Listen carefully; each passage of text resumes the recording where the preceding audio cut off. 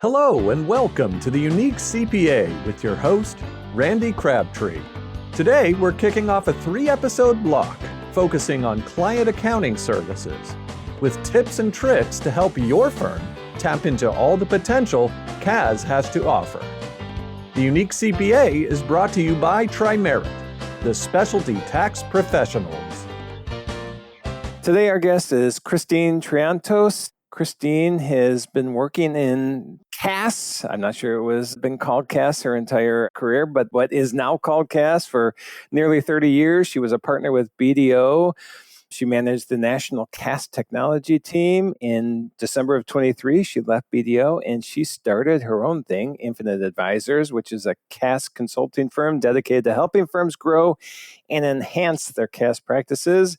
And then even further, in 2024, she launched Infinite Ties, which is a subscription-based membership for CAS practitioners. Man, I have a hard time saying CAS when I say sentences.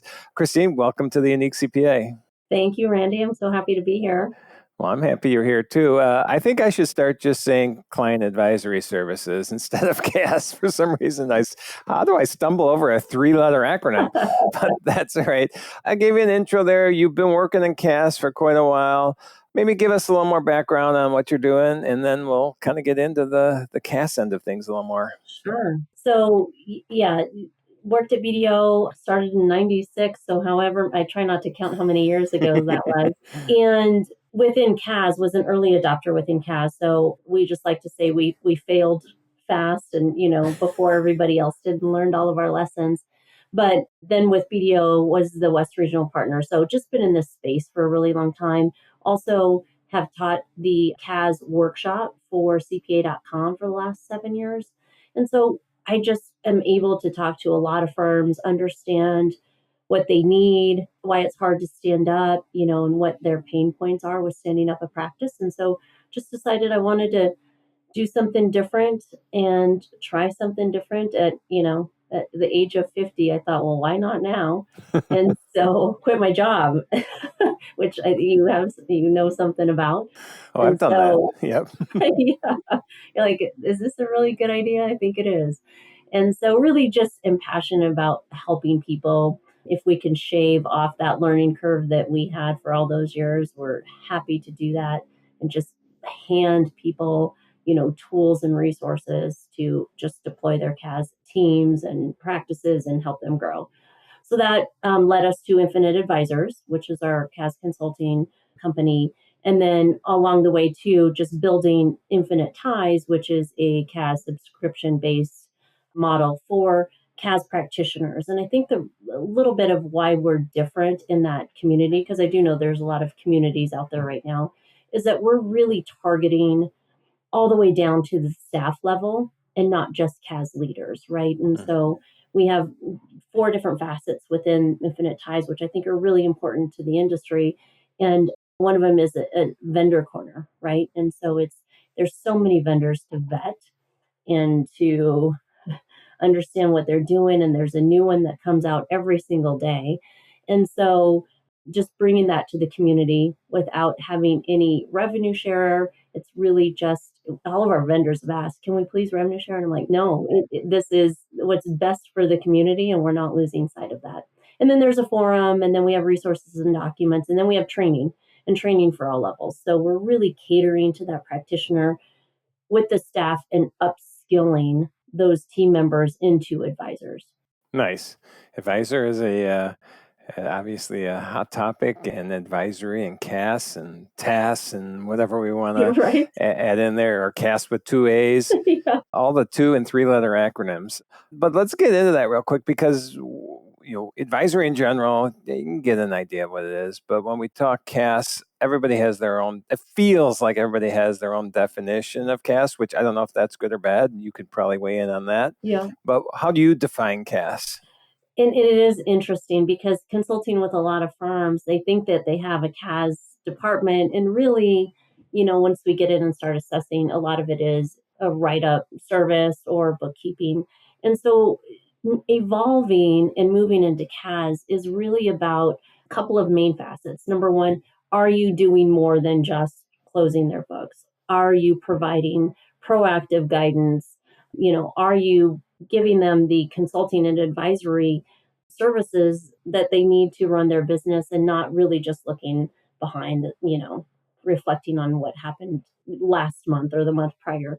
And in addition to that, it's really a highly leveraged with technology, right? And if you're not using 15, 20 different tech products to take all of the manual processes out, create efficiencies, then you don't really have a true CAS department. It's high touch client service, it's every day. And so it just brings kind of a different facet than what's normally in a typical write-up practice. It's quarterly, it's at year end, it's for the purposes of tax returns. And this is really just coming in and saying, hey, we want to be basically your internal accounting team, even if they have some internal accounting staff. And we want to guide you and we want to take this out of your responsibility. This isn't why you started a company. It's probably not what you're good at. Right. And so let us do this and you run your business and go sell. Yeah, well, you just said a bunch of things that I think are super important. One is that last one with especially business owners.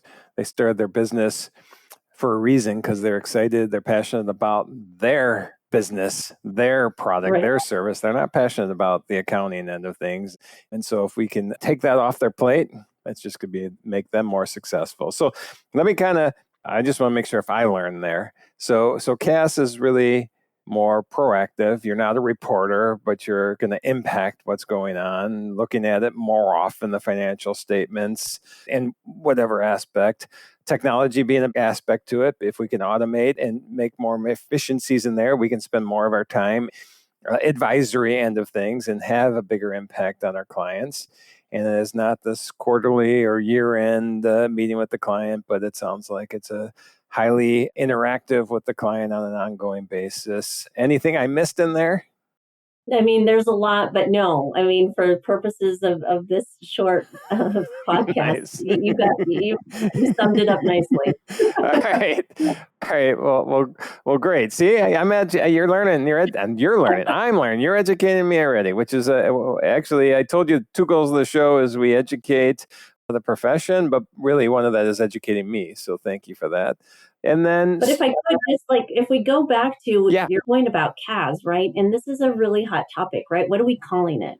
Yeah. And so I think it's just important to note, CAS is really becoming the terminology that's used and should be used because what we're trying to do is educate the general public on, okay, you have audit services, you have tax services, and now you have CAS.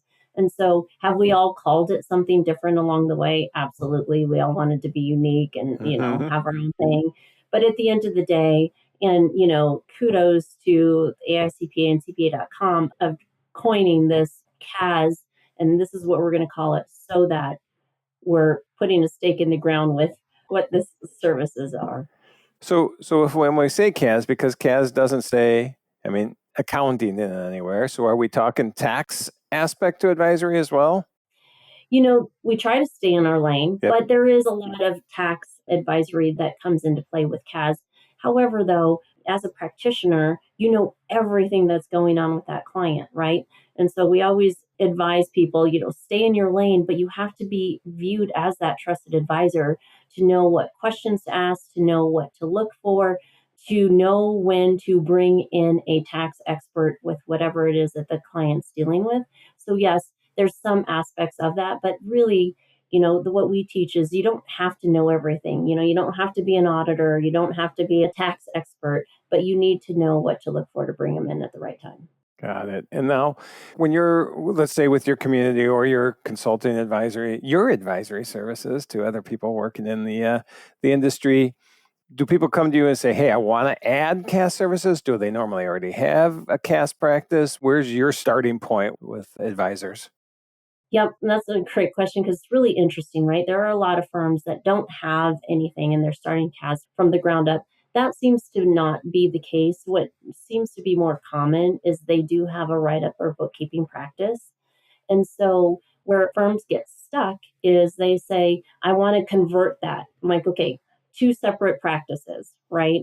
And we say this all the time. Doesn't mean that those clients are going to convert into CAS. And it doesn't mean that the team members that you're servicing that business line with are also going to convert into CAS.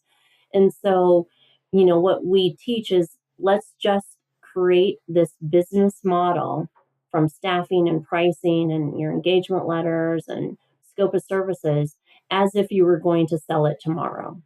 Because where firms get stuck is they try to say, well, but I have all of these clients and how can I repaper them, reprice them? How can I create this value proposition to them? And I'm like, that's the wrong starting point. Okay. And so let's dig deeper into that. So, well, no, let's go this way. Because one of the key things is when they're starting or trying to expand it or take the next step in their evolution of their firm. You talked about the fact that one of the things you help with is the technology end of things and determining the vendors, the apps they should be working with. That's an area where I see a lot of people shutting down. Like, I don't know. Who am I going to use? How am I going to do this? What do my clients need? Is that something you run into a lot? And how do you help them through that process? Yeah, it is. And so, and having taught the workshop for that many years too, that seems to be the biggest hurdle to your point, right? I mean, it's just hard. People are like, I'm really good at accounting, but now you're going to throw all this software and technology at me. And that's not really, my expertise. And so we just recommend you always have to have a tech champion. That tech champion may not be an accountant, but they need to know how to stand up the products. They need to know the administrative back end of it, implementation. And so that tech champion is key in building a really great CAS practice. And I tell people, if you don't have a tech champion, don't be afraid of that because, all of these vendors have really great support. So you're going to learn along the way. Now, where we come in with Infinite Advisors and how we work with our vendors that we work really closely with too is just to say, let us come in and implement this for the farm so that they're not having to learn all of this on top of their already tight schedule, zero capacity, and they'll learn the technology along the way. But they don't need to do this. Let's make it simple for them in order to use these products that are going to create great efficiencies without making it feel overwhelming. And I think one of the things that comes to mind when we're talking about the technology, and you said, the 15 different things or whatever it is that they need to start analyzing or looking at, or you help them with, is it easier if we're looking at a CAS practice that is dealing with, let's say, a niche industry? Because then your tech stack or the technology you're using probably is more in line from client to client. Yes. The more that firms can start to go down industry niches, obviously the better off they are, right? Even from the start of proposals and prospect assessments and how you service the client and the terminology that you even use within a prospect call and you are speaking their language. I mean, you've basically already won them, right? Before you've even presented anything. But yes, from a technology standpoint, industry specific niches, it's ideal. It's ideal. It's hard for a lot of CAS practices within firms to just have specific niches, but we just say you're still going to have some dominant niches, right? It doesn't mean you can say no to everybody else because they don't fit your model, but it is so important and it makes it so much easier because now you're not reinventing the wheel every time, implement a new technology. You're taking what you already know and you're taking templates that you're just now able to basically copy paste but edit it to specific clients. Nice. And is there, and I'm sure it varies by niche or client or firm, but is there a common, hey, these are the 4 key things you need for every client, or here, or what's a common tech stack? You want to run through that real quick? Oh, yes. I mean, we do have a common tech stack. Okay. Like I said, it can be substantial, but there's like just basic. And the majority of the CAS and even the write-up teams are using a lot of the technology. If you're looking at automated bill pay, it's bill, right? And so there's just a lot of efficiencies that go with that. You're looking at spend management, managing corporate credit cards, managing expense reports. So there's just a lot that goes with that. And those are just the basic, right? Having a really great ERP system. What are you using for combined consolidated financial statements? How are you bringing in third-party applications that make it easier? That And we teach too, a lot of the third party apps that you're bringing in, they seem similar, but this product does one thing and it doesn't do this, but this product does another thing and it doesn't do what the other product does. So now you're coupling these technology products together, but it's still cheaper and more efficient than if you were doing it manually, right? And so it's teaching pricing engagements properly with those added tech fees that come with it.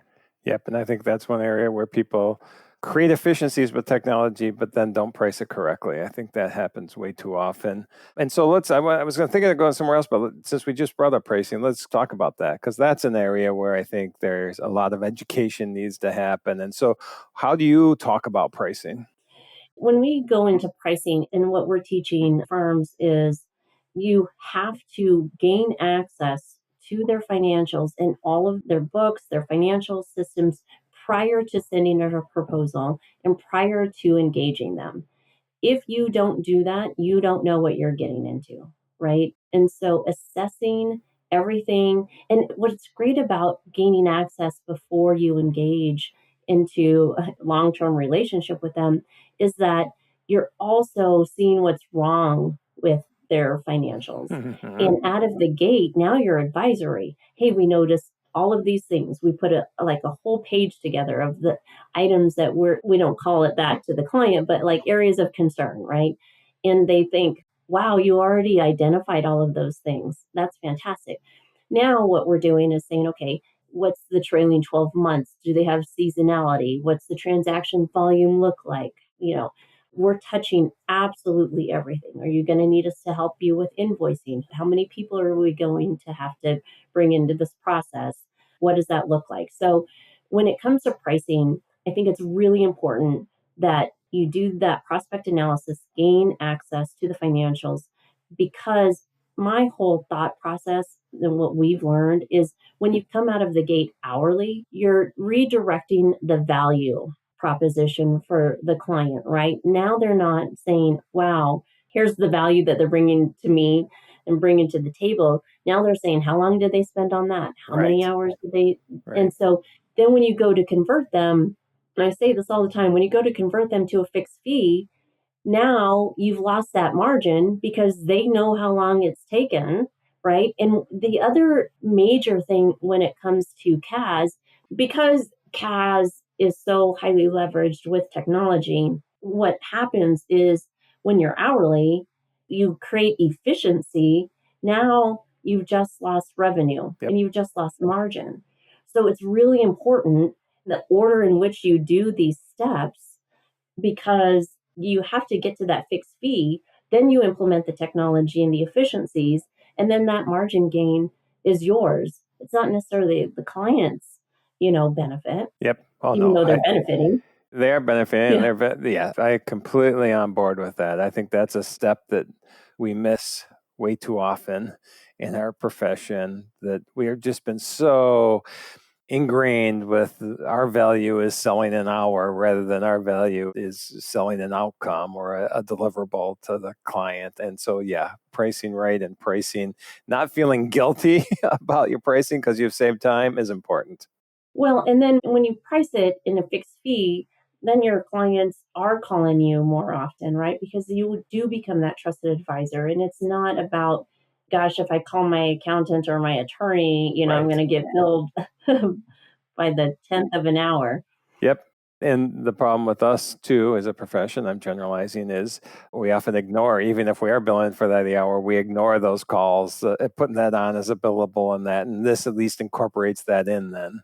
Exactly. And you just want your clients to call you no matter what, at any time. And not 24/7 though, right? Not any, you're right. Sorry. I mean, anytime within the parameters and boundaries of the day, of the workday. Well, let's talk about that then too, because with the pricing, I think that's probably a good segue. With the pricing, we are saying, yes, we're available to you, but we do have to still set boundaries. Is this something you talk about with, boundary setting with clients?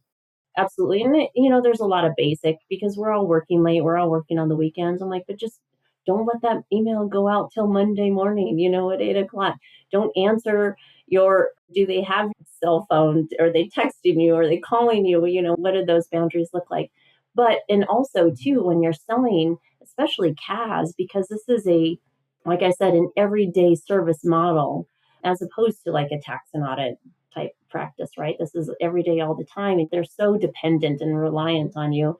But I'm just very adamant about firms saying real time. I'm like, nothing's real time. Even if you have a tech product that's connected, you might still have to push a button. And if you didn't push that button at every minute of the day, that's not real time. So, yes, there's a lot of boundaries there. But I do think in the model in which we set up and guide firms is being more face to face meetings with the client, because you don't want to be so far removed. And I think this is a very important aspect that we talk about a lot is, as practitioners, we make it look really easy and like it's just easy and we're doing so much behind the scenes. Well, that's not conveying value to the client. That's not substantiating our fees, right? And so how are we bringing this forward to clients to display and demonstrate the value in everything that we're doing? So we intentionally overly communicate in our statement of work that's part of the engagement letter. You know how much we do for you? This is how much we do for you. Right. And so, yeah, there's just that whole value proposition when I just am like, just don't make it look so simple, even if it is simple for you. Right. Oh, no, I agree completely. So as we've seen over the years that, obviously CAS has been a fast growing area. It's being talked about. It's probably one of the most common things I hear being talked about out there. And with this growth and everything, I'm guessing, especially when we're looking at the pipeline issues and people being concerned about, can I get people in? How do you advise on that? Because are people maybe getting ahead of themselves and saying, I got staff before I add this? Or is there a different solution than that? Yes, so many rabbit holes to what you just asked, right? And we can be here. I love this, and we can be here till tomorrow, but I'll try to like condense that into something. Go as long as you want. I'm fine. But, so CPA.com does this amazing CAS benchmark survey. And so that just recently came out. But what it's showing is double-digit growth for the last 6 years. It's showing that net client fees per professional for top performers have increased by nearly 30%. Wow. From 2 years ago, from the survey from 2022 to 2024. So that I think is significant, right? When you talk about fastest growing. So the work is out there. So many companies don't want this in-house. So many companies don't want the responsibility. So they are outsourcing this a lot. Then what happens is when you don't price these clients properly, you end up with this client base with a lot of maybe large clients or just various clients that have really low margins, right? And what we also consult firms on is some of these clients are actually costing you money. You're not even making money. At the end of the day, you're paying them to have them be a client. So, yes, is the industry resource constrained? Absolutely. We're all fishing out of the same pond. But instead of adding staff and instead of adding dollars to your expense, first reevaluate your existing client base. And I tell everybody too, when you get a really great new client, identify your low margin clients and have a conversation with them. It's like we call it like a breakup. Like, it's not you, it's me. Like, I totally priced you wrong. It's my fault. Here's what we're doing. Here's the value that we bring. I completely understand if you cannot double, triple your fees. I will help you find another firm and offboard you. We did not lose one client. They all agreed to the fee increases. Now it's just, how are you adjusting your client base to create capacity? Yep. Do you have the right technology in place to create capacity? For firms that are using offshore resources, how is that creating capacity in the right way and not in a fearful way? I think this is super, super important, Randy, is that when we have technology and we have offshoring, we create this fear factor for staff members of, well, am I going to have enough hours? I have budgeted billable hours. What am I going to work on? What am I going to do? So there's just so much that goes with that. I can see the rabbit holes now. Yeah. And that is. And that, boy, we should maybe do another podcast on that because there's a lot to talk about there. You're right. Man, I had a good question. You did. You did. I love it. This is why it's so fun and exciting. And this, yeah. Yeah. So, okay. So then probably one of the questions I was going to ask to start wrapping up was like, what piece of advice would you give to somebody who's jumping into this? And it sounds like we just gave them that, evaluate what you have already and how you're pricing them and who's the low margin and, seeing if you should invite them to be successful elsewhere. And when you do that and reprice it, they stick around. I've heard that story so many times. Clients are actually willing to pay more. You just don't even realize it until you tell them it's time. Exactly. So, and did you convey the value, or are you just doing it really easy and they don't know what you're doing and they think, well, that's easy. I could probably take that back in-house and do it myself. Right. Yep. Well, I actually kind of just did a wrap, but I want to ask you on the subject we've been talking about, how would you, final thoughts you have on it? On everything. On CAS. Here's the thing. CAS is, again, the fastest growing revenue stream within firms, and a lot of practitioners are leaving firms and starting their own practices. It's a really exciting time, and I am very, very passionate about helping clients, helping them make money, grow their businesses. So I just feel like there's just a lot of people that have a lot of interest, and then you insert technology, and it's so fun. It's so fun. And so you just want to build it in the right way and still have what we call, balance, if we still call it work-life balance. Yes. It's just a great industry for people to be in. And it's constantly busy, but we don't have the ups and downs of tax and audit. We're not working those hours. So it's just a great business line for practitioners and for firms too. And I think you just said a good point there. And you and I talked about this a little before we record, but that whole work-life balance. In reality, if you are passionate about what you're doing, if you're enjoying the work, and actually we just did a survey on this, hours don't matter if you really enjoy what you're doing. Now, I'm not promoting work more hours. Right. That's not the thing, but I'm promoting follow your passion and get into an area you really enjoy. And I think you found that. I know I found that. And I think both of us want to help other people find that. Absolutely. It's so fun. And you're in everybody's business and you're learning something new all the time. It's something new every day. It's a blast. Yep. Well, believe me, start a podcast because you learn constantly. So Yeah. that is a lot of fun. All right. Well, two final things before we wrap up. Everybody gets this question. I always kind of preface it the same way, but I'm going to jump right into it this time because listeners probably hear it every single time the way I say it. But I love talking about what we're doing in the profession, but I really love hearing what people do outside of work, what their passions are, what they love doing when they're not, helping people build a CAS practice. So what are the things that you enjoy? Oh, gosh. So I honestly love to cook. I cook a ton. We're the kind of like the home base for the entire family. So I'm cooking all of the time. I have 2 Rhodesian Ridgebacks that are show dogs. And so wow. I have a grand champion and a champion. Oh, wow. I know. So that's fun. It's a whole nother lifestyle. Like you wouldn't even, yes. Yeah. And then we camp a lot. I live in Colorado, so we're always outside. I'm more of we call it mud season here in the summer versus skiing in winter. So yeah, that's what I do for fun. It's a blast. Nice. I got to ask about camping.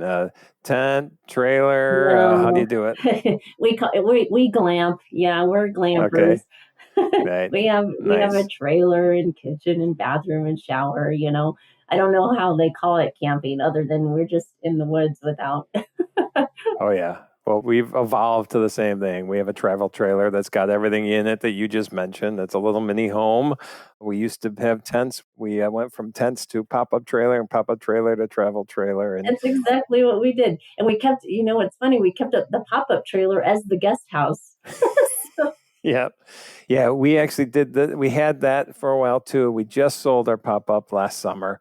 It was very emotional because we had it. I mean, when the kids were born, basically, is when we bought it. It was emotional. But the cool thing was we sold it to a couple who had 3 young kids. And it was like, oh, someone else now gets to create experiences and memories in this pop-up. So that was pretty cool. It's so cool. Yep. I love it. All right. Well, we I can don't talk know that camping. I couldn't go back to the pop-up now, though, I don't think. I'm liking the travel trailer at this point. So, and then lastly, if people want to hear more about your businesses, what you're doing personally, and what you're doing with the community, what's best places for them to look? Yeah, thank you. So Infinite Ties is infinite-ties.com. So check out our CAS community and our membership. It's really valuable and inexpensive. And so we're just trying to, like I said, bring everybody together for the greater good. And then for the advisors, it's the infinite-advisors.com. All right. Awesome. Well, Christine, thank you so much. Thank you, Randy. Great conversation, and I appreciate you being on the Unique CPA. Thank you so much, Randy. Appreciate it. Thank you for joining us today on the Unique CPA. You can find the show notes for today's episode and learn more about TriMerit at theuniquecpa.com. Remember to subscribe and leave a 5-star rating on your favorite podcasting app. And join us next time for more expertise and insights on the Unique CPA. ProfessionalProductions.net